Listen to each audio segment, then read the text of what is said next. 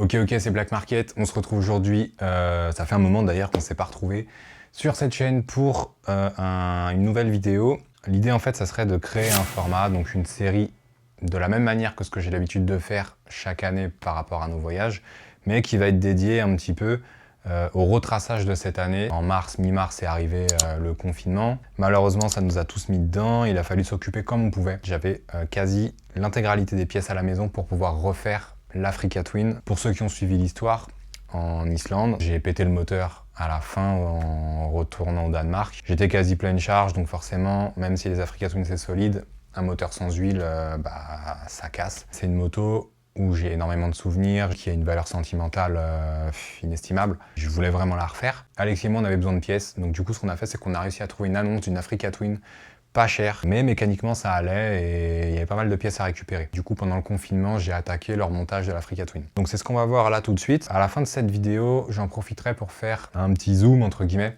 Il y a beaucoup de gens qui me posent des questions sur qu'est-ce qu'il faut regarder quand on achète une Africa Twin, quel modèle prendre. Ça sera l'occasion d'y répondre justement après cette petite vidéo. C'est parti.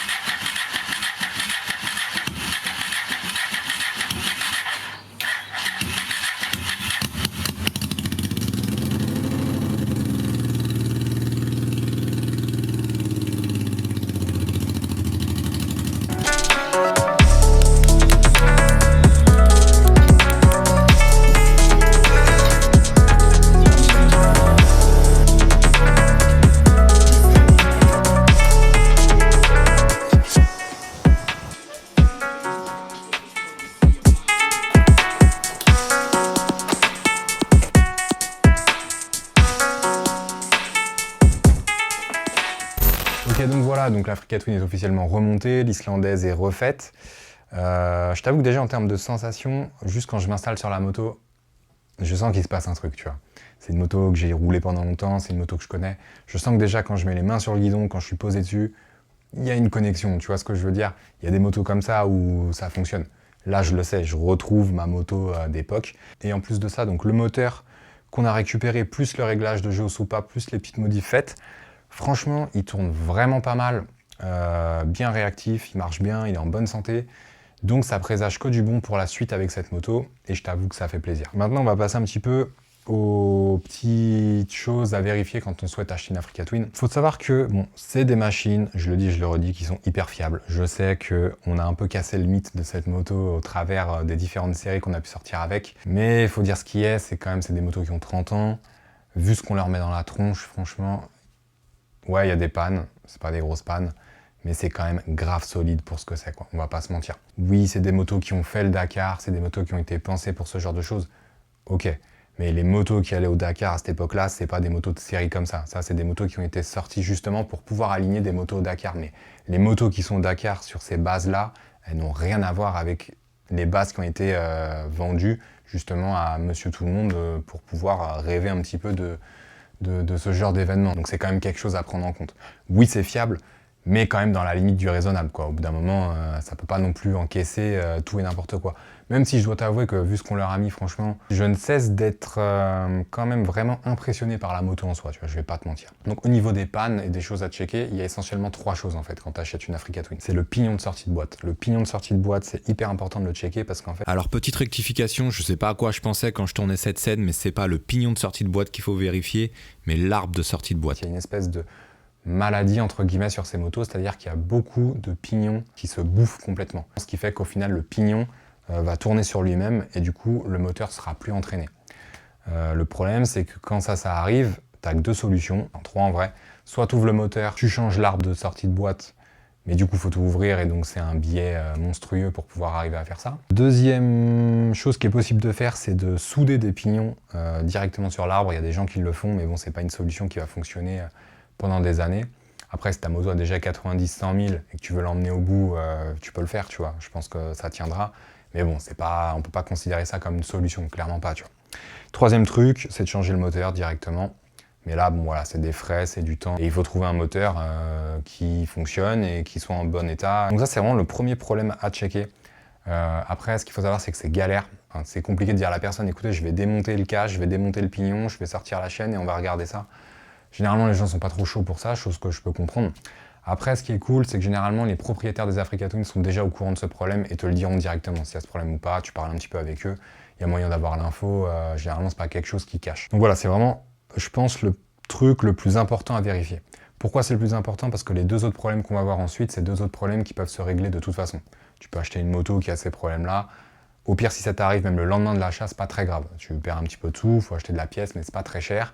Ça se remplace facilement, il n'y a pas besoin d'avoir de connaissances dans quoi que ce soit. C'est du plug and play et ça marche très bien. Donc le deuxième problème, généralement c'est plus ciblé au niveau des RD03, pas sur les RD04 et pas sur les RD07, mais c'est le problème du CDI en fait. Il y a beaucoup de CDI qui crament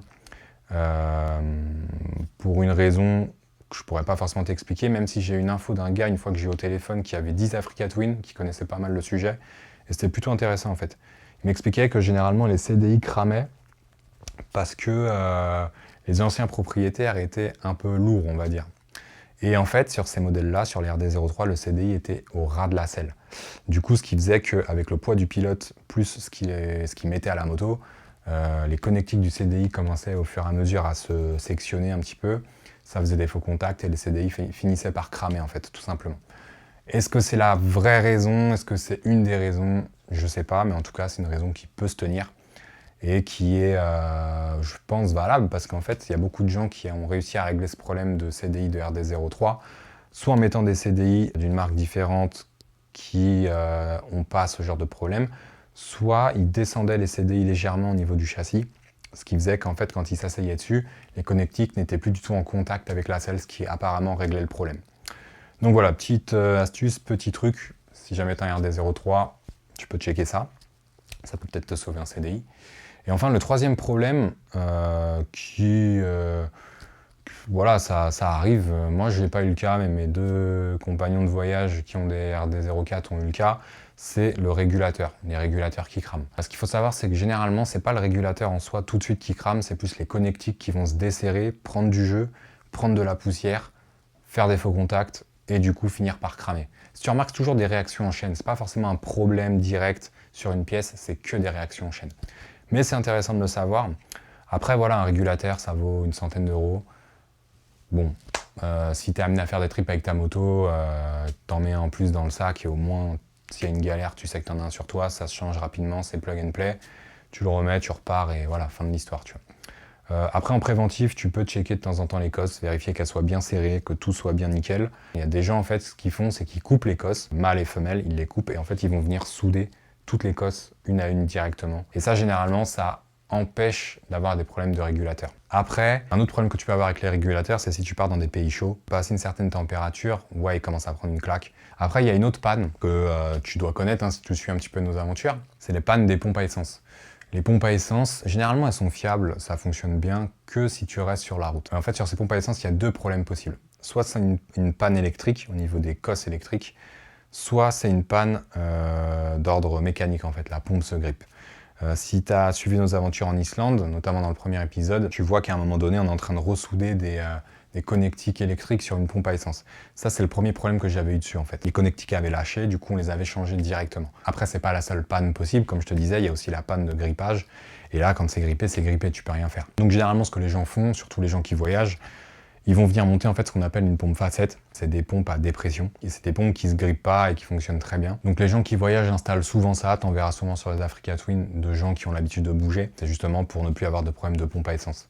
Après, si tu es en trip et qu'il y a un problème au niveau de la pompe à essence, il est toujours possible de la shunter. C'est ce qu'on fait nous à chaque fois. C'est-à-dire qu'en gros, tu débranches ta pompe au niveau de l'arrivée du réservoir et au niveau de la durite qui renvoie au niveau du carburateur. Et en fait, tu viens prendre la durite d'essence d'arrivée d'essence du réservoir et tu viens la connecter directement à la durite qui renvoie au carburateur. Ça fonctionne très bien. Moi, j'ai fini toute l'Islande comme ça. J'ai même roulé comme ça après. Le seul truc, c'est que c'est possible que tu puisses ne pas finir l'intégralité de ton plein en essence.